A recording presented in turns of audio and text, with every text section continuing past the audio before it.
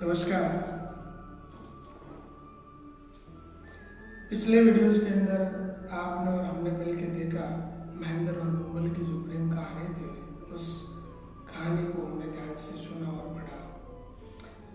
उसी तरह जालौर से जुड़ी हुई जो हम आज कहानी पढ़ेंगे वो जालौर के युवराज वीरमदेव सोनगरा और दिल्ली के वजीर आजम के जो महानतम क्रूर एम्पायर हुए अलाउद्दीन खिलजी, उनकी बेटी फिरोजा की कहानी पढ़ेंगे। आज हम उसी जालौर की बात करते हैं जिसके बारे में राजस्थान के जो साहित्यकार है, राजस्थान के जो इतिहासकार है, वो बताते हैं कि आब फटे धर उल्टे कटे बगतरा कोर शीश कटे धड़ तड़ पड़े जद छूटे जालौर। जिसके बारे में जो इतिहासकार बताते हैं कि आब फटे अर्थात आसमान फट जाएंगे, धर उल्टे अर्थात जो ये धरा है, जो पृथ्वी है, वो उलट पुलट हो जाएगी, बख्तर कट जाएंगे, शीश कट जाएंगे, फिर भी जो ये धड़ है वो तड़पड़ता रहेगा अर्थात लड़ता रहेगा, और तब कहीं जाकर आप इस जालौर को जीत सकते हैं। हम थोड़ा सा बैग के अंदर जाते हैं और हम उस जालौर की बात करते हैं जिसके सामना चौहान, जो नाडोल के अंदर जो चौहान थे, उनका एक वंशज था अलाड़, और उन्हीं अलाड़ का एक संतान हुई थी कीर्तिपाल, और कीर्तिपाल कालांतर में जाके जालौर के अंदर चौहान राजवंश की नींव रखते हैं और उनके बारे में जो बताते हैं। मैं किन को आधार मान के ये कहानी बता रहा हूँ, इसके अंदर जो सबसे बड़ा जो स्रोत मैं ले रहा हूँ वो है मोहम्मद से ख्यात जो लिखने वाले व्यक्ति है मोहम्मद से, जिन्हें राजपुतानी का अबुल फजल भी कहते हैं। और मैं दूसरी किताब को जो आधार बना रहा हूँ वो है पद्मनाभ द्वारा लिखी गई कांगड़ देव प्रबंध, राजस्थान का इतिहास, गोपीनाथ शर्मा की बात करता हूँ। इसमें बताया गया है कि 1299 से लेके 1311 जालौर कांगड़ देव प्रबंध बताए गए हैं।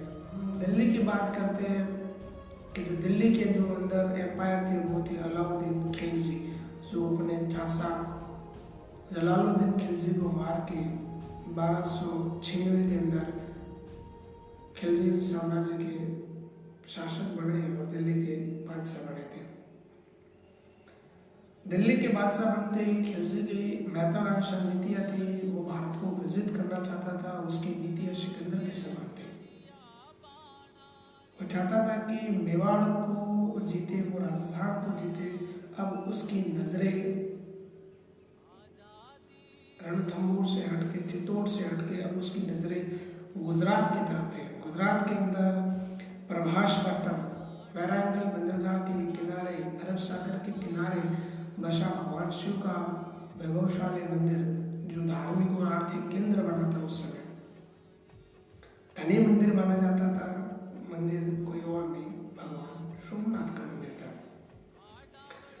अब खिलजी की जो नीतियां थी वो चाहते थे कि सोमनाथ के मंदिर को किस प्रकार लूटे और वहाँ का धन वो किस प्रकार दिल्ली के अंदर लगाए। उसने अपने सेना भेजी, उसके अंदर बहुत सारे काबिल कमांडर थे। उसके पास एक व्यक्ति था मलिक काफूर, जो अलाउद्दीन खिलजी के जो साउथ के अंदर जितने भी विद्रोह हुए थे, जितने भी अभियान थे, उनका मॉनिटर था। उसका कमांडर हुआ करता था मलिक काफूर। इसको अपन 1000 दिनार भी कहते हैं। यह एक नपुंसकलिंग व्यक्ति था, अर्थात किन्नर या हिजड़ा भी कह सकते हैं।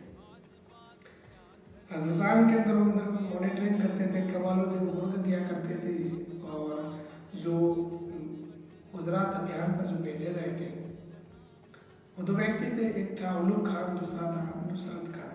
इन दोनों को भेजा गया कि आप सोमनाथ मंदिर पर तबाही मचाएं।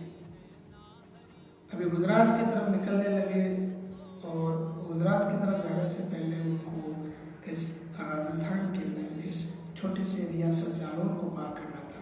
जालोर और गुजरात से जुड़ा सबसे अच्छा जिला है। उन्होंने जालोर के एम्पायर कांगड़देव के पास फरमान भिजवाया कि राजा, हम गुजरात की तरफ जाना चाहते हैं, आप हमें रास्ता दीजिए।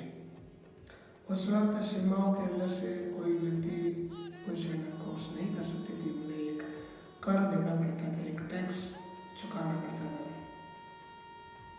कांगड़देव अलाउद्दीन की जो सेना थी उसकी नीतियां भाग गई थी। उन्हें पता था कि सोमनाथ मंदिर के अटैक के लिए जा रहे हैं।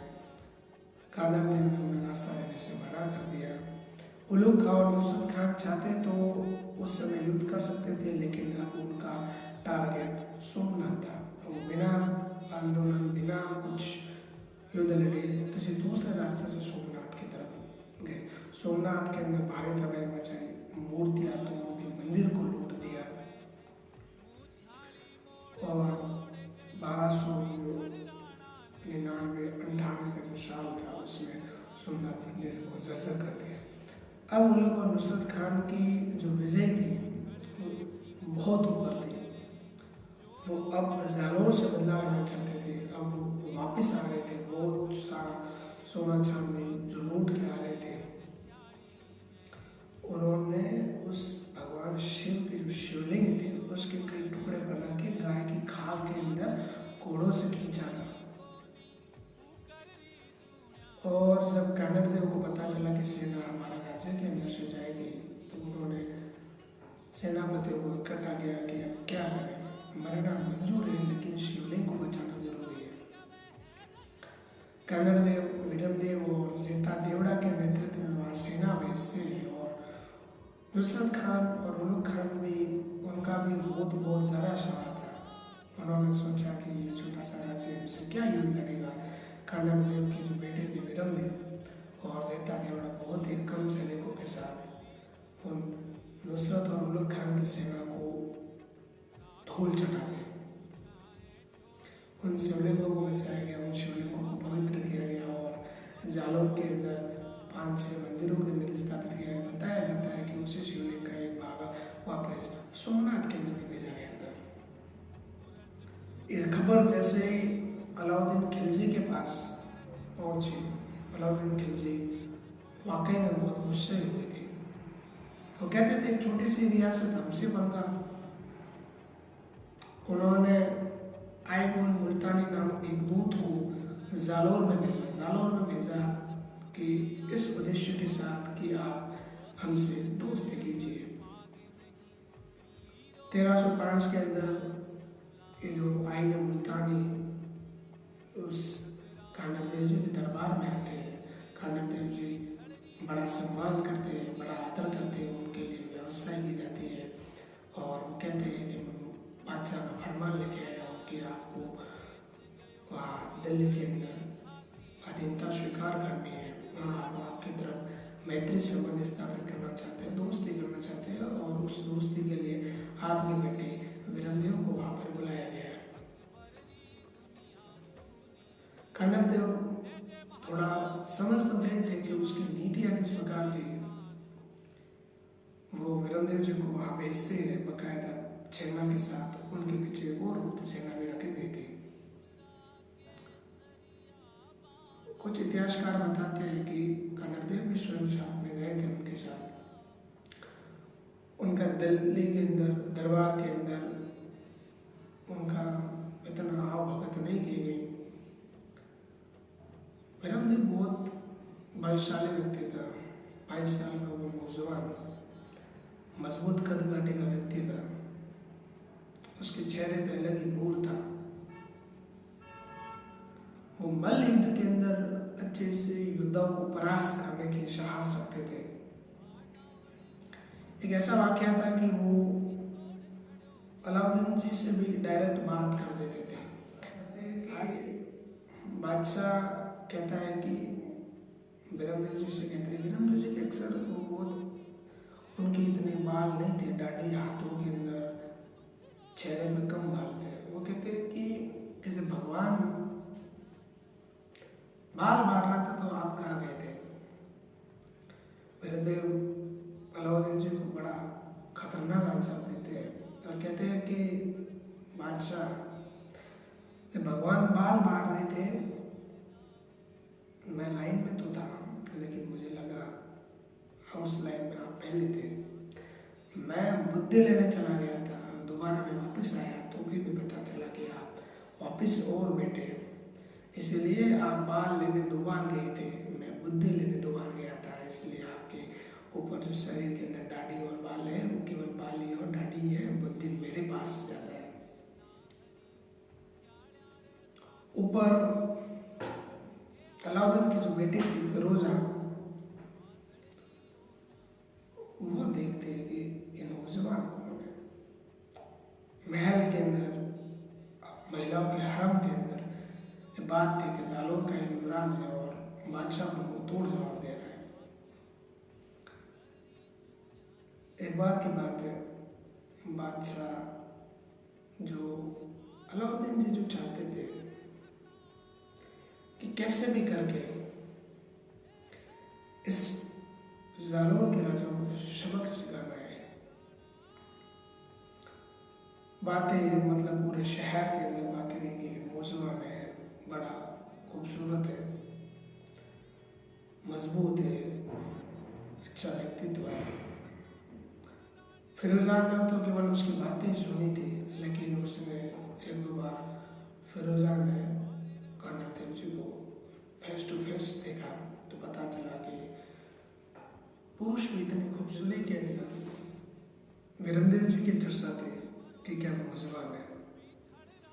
आखिरकार फिरोजा को वीरमदेव जी से प्यार होने लगा और वह चाहते थे कि मैं वीरमदेव जी से शादी करूं। फिरोजा आखिर बताते किसी, क्योंकि फिरोजा की माता नहीं थी, बताते इतिहासकार कि उनकी माता का नाम चिमना बेगम था और उनकी जो देख रेख की थी वो उनकी दाहिमा थी, नाम था गुलवेस। फिरोजा आखिर बादशाह की बेटी थी, वो आखिरकार हिम्मत करके अलाउद्दीन खिलजी से कहने लगी कि मुझे वीरमदेव से शादी करनी है। अलाउद्दीन जी कहने लगे कि वो काफिर है, वो गैर धर्मी है, हमारे धर्म में ये सब कुछ जायज़ नहीं है। तुम बताओ भारत के किसी भी बादशाह का अपने धर्म का हो, मैं उससे तुम्हारी शादी करवाऊंगा। लेकिन फिरोजा कहते हैं, अलाउद्दीन जी से कहते हैं कि मुझे वीरमदेव से ही शादी करनी है। आखिर एक बाप बेटे के सामने झुक गया और वो कहता है कि मैं बात करूंगा कानरदेव जी से।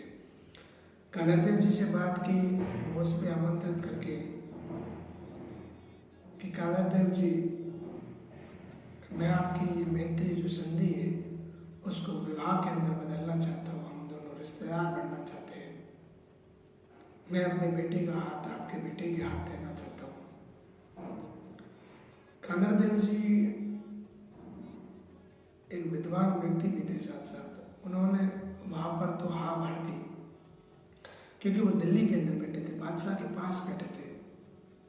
कब जेल में डाल देते, कब मार देते, पता नहीं चलता। उन्होंने कहा कि मैं अपने बेटे से बात करूंगा और हमें कुछ समय चाहिए सोचने के लिए।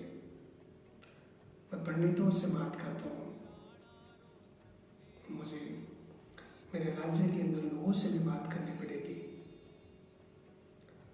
वहां से कुछ सोचने के लिए वक्त मांगते हैं। एक बार वीरमदेव जी अपने कमरे में बैठे थे, वहां पर एक तस्वीर बेचने के लिए, तस्वीरें दिखाने के लिए एक बूढ़े व्यक्ति के वेश में एक उनके कमरे में आती है, तस्वीरें बताती। तस्वीरें एक ही थी, वो सारी तस्वीरें फिरोजा की थी और बताने वाले भी कोई और नहीं, उन वेश में खुद फिरोजा थी। और वो फिरोजा कानरदेव जी से कहती है कि मैं आपसे शादी करना चाहती हूँ। तो वीरमदेव जी के मुंह से एक श्लोक निकलता है कि मामा लाजे भाटिया कुल लाजे सोहान, जे में पन्नू तुरकणी तो पश्चिम होंगे भाण। अर्थात वीरमदेव जी उस फिरोजा से कहते हैं कि मामा लाजे भाटिया, अर्थात कि जो मेरे मामा है, मेरे जो ननिहाल है भाटियों के अंदर है, कि मामा लाजे भाटिया अर्थात मेरे जो मामा है वो भाटी राजवंश लज्जित हो जाएगा। कुल लाजे चौहान, मेरा कुल चौहान सोनीग्रा राजवंश भी लज्जित हो जाएगा। जे मैं पढ़ू तुर्कनी, अगर मैं इस तुर्की से विवाह करूंगा, तेरे से विवाह करूंगा, पश्चिम उगे बाण, अर्थात जिस दिन सूर्य पश्चिम में उगेगा पूर्व की बजाय, उस दिन ये सार्थक होगा। और ये कभी भी नहीं हो सकता, सूर्य कभी भी पश्चिम से नहीं उग सकता, और ये बात भी कभी भी नहीं हो सकती। ये उत्तर सुन के फिरोजा अपने महलों के अंदर चली गई, और कानर देव जी और वीरेंद्र देव जी बादशाह से कुछ महीनों की मोहलत लेके अपने राज्य जालोर आ गए। वहाँ से बहुत कुछ धन भी लेके आए थे कि मैं किले की मरम्मत करवानी है। जब कुछ समय हो गया, अलाउद्दीन जी को कोई लेटर समाचार नहीं मिले, तो यहाँ से उन्होंने पत्र भेजे। पत्रों के भी जवाब खानर देव जी ने जरूरी नहीं समझा। आखिरकार खानर देव जी ने उन्हें फरमान भिजवाया कि हम आपको जो शादी का प्रस्ताव था वो झूठा था, और हम शादी वीरेंद्र देव जी की आपकी बेटी के साथ कभी भी नहीं कराएंगे। अलाउद्दीन जी ने लेटर लिखा कि आपको इसके परिणाम पता है माननीय खानर देव जी।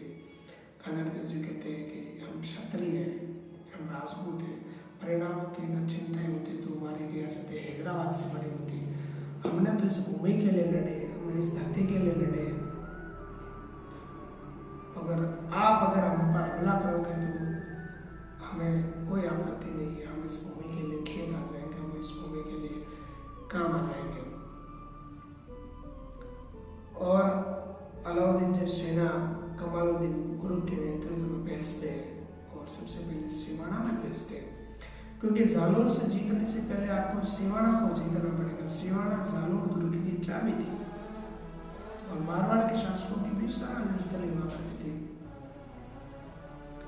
कमालुद्दीन गुरु जालोर की तरफ रवाना हुआ। वो सिवाना दुर्ग पर डेरा डाल के बैठ गए। सिवाना भी एक घाटी के अंदर बना था, जंगल के अंदर किला था। सिवाना भी जीतना बहुत मुश्किल था। सिवाना के अंदर जो शासक थे वो खानर देव जी के भतीजे शातल देव वहाँ पर एम्पायर थे।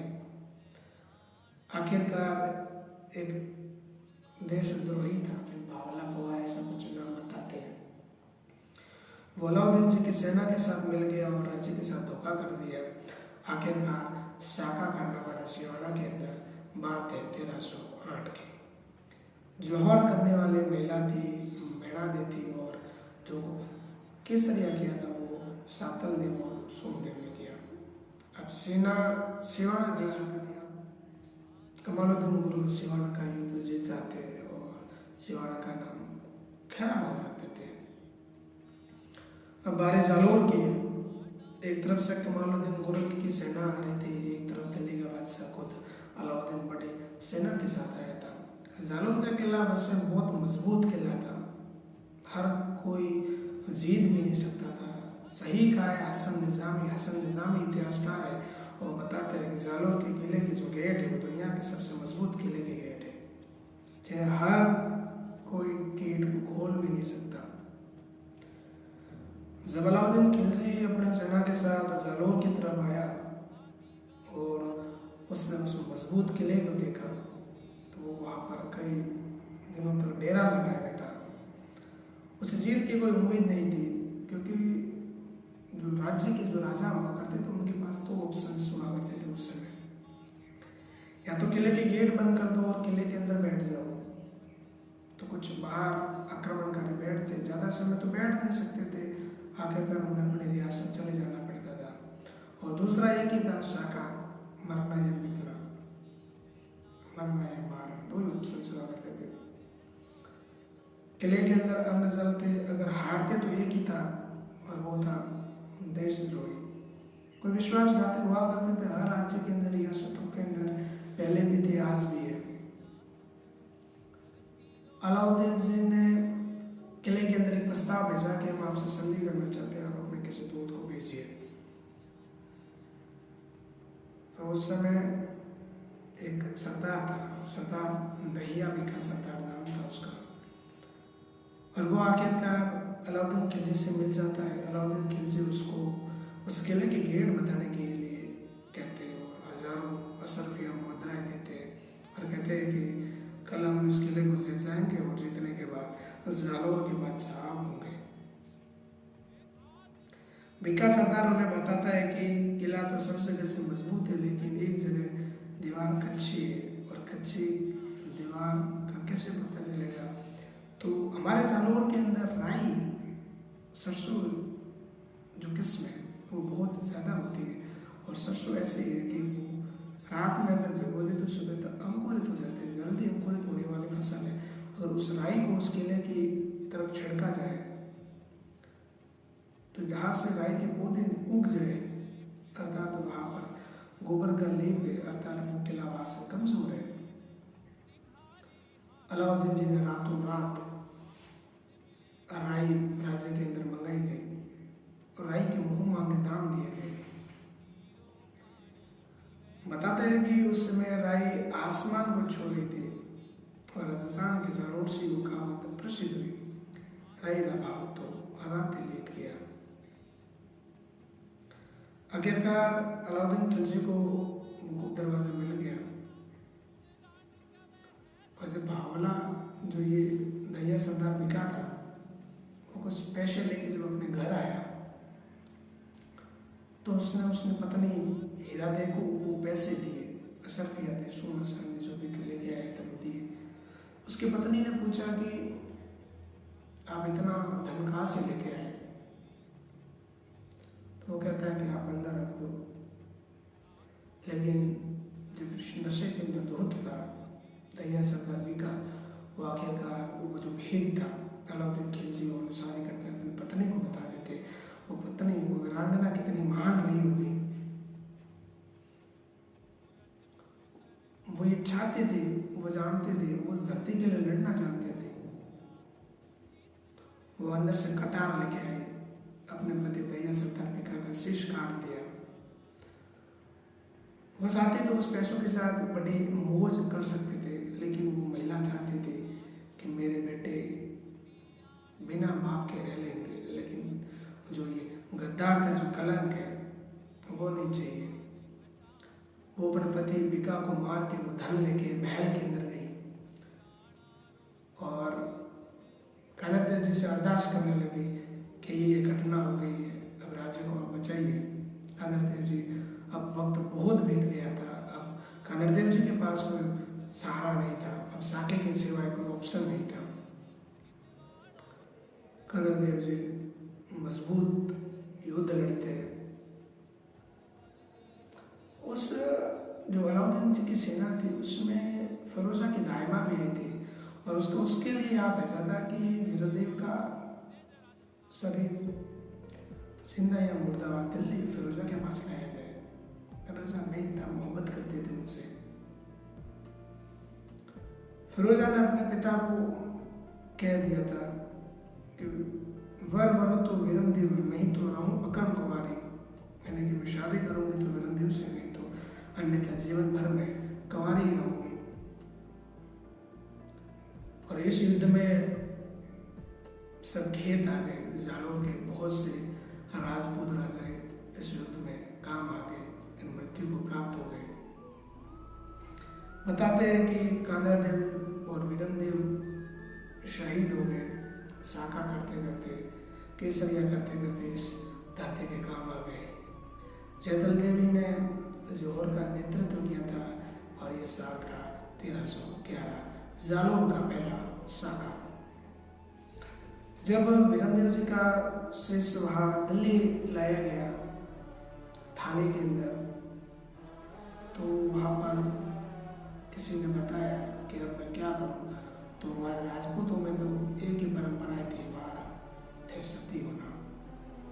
पति की मृत्यु के बाद उसकी निशानी या उसके शव के साथ सती होना या उसकी किसी निशानी के साथ सती होना। वे जो फिरोजा थे वीरमदेव जी का चेहरा देखना चाहते थे अब, लेकिन जब भी फिरोजा उस चेहरे की तरफ जाते चेहरा रुक जाता। मतलब इतनी भिन्नता थी। इस्लाम धर्म था, ये हिंदू धर्म था, ये नारी की भी बहुत इज्जत की जाती थी। और आखिरकार फिरोजा के मुंह से भी उस समय एक श्लोक निकला था, और फिरोजा कहती है कि तुर्कियाणी चाल हिंदवाणी हुई हमें भूबोरा वर्ता शीश में धोना सोनीगिरा।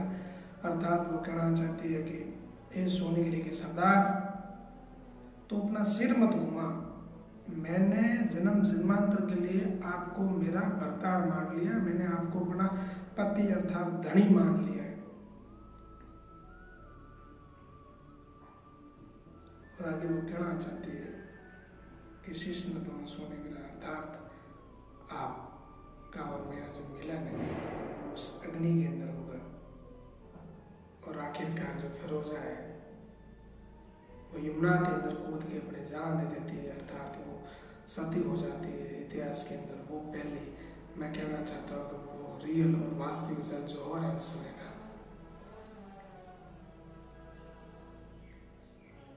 हमें धर्मों को नहीं देखना चाहिए कि धर्म कहाँ तक सही है या कहाँ तक गलत है, लेकिन इस जो राजस्थान की जो जालौर से जुड़ी हुई है जो रोचक कहानी है, जो विरहा गाथा है, आखिरकार वीरमदेव जी ने शादी नहीं की, मर गए, मिट गए, खेत आ गए, काम आ गए, इस धरती के लिए, इस जमीन के लिए। वो चाहते तो वो दिल्ली के दरबार के अंदर राणा बन सकते थे, महाराणा बन सकते थे, वो चाहते तो बहुत बड़े साम्राज्य के वजीर आला बन सकते थे, लेकिन उन्होंने अपनी इस जमीन को चुना, इस धरती के काम है। और वीरमदेव जी की जो गाथा है आज भी हमारे जालौर के अंदर, आसपास के क्षेत्रों के अंदर लोगों के दिलों में काम है। जालौर के कॉलेज का नाम भी वीरमदेव राजकीय महाविद्यालय के नाम पे, अर्थात राजस्थान के अंदर जालौर की जनता कहीं ना कहीं वीरमदेव जी के उस बलिदान को